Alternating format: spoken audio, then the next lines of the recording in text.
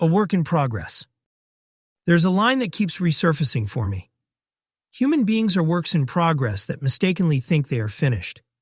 And maybe that single misunderstanding, believing we're done, explains more about our struggles than we'd like to admit.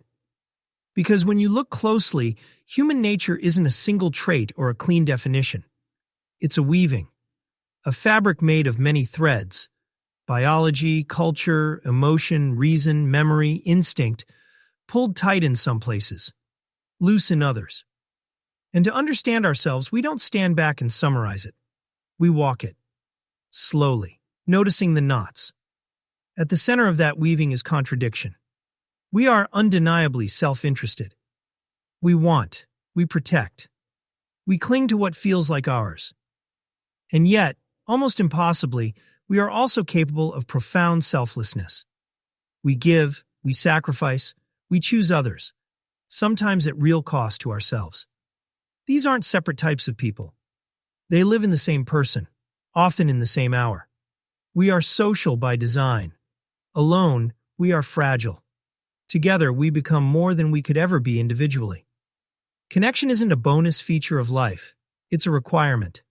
But the same instincts that bind us also expose us to rivalry, jealousy, and comparison. The longing to belong can quietly turn into the fear of falling behind. Our minds don't help as much as we'd like to believe. We are capable of extraordinary reasoning, building systems, discovering patterns, imagining futures that don't yet exist.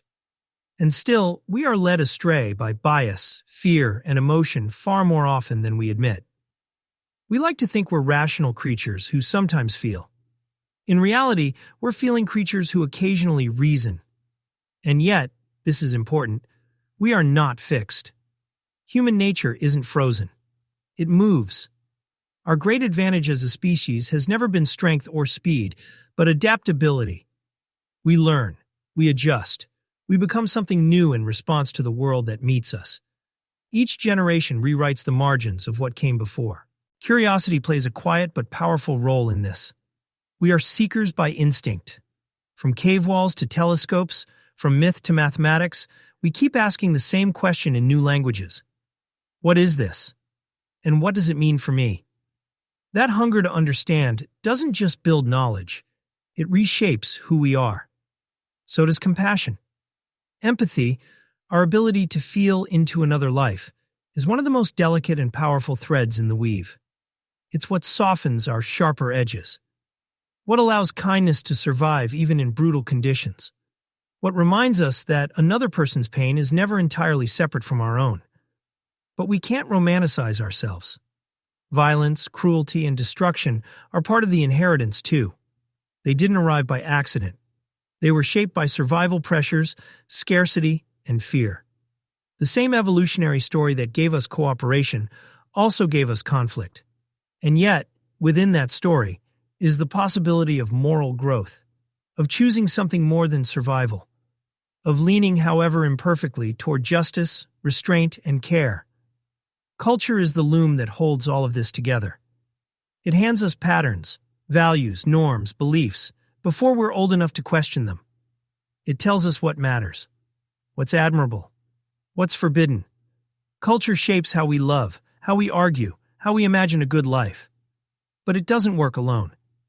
Biology and culture are not enemies in a tug of war. They're collaborators.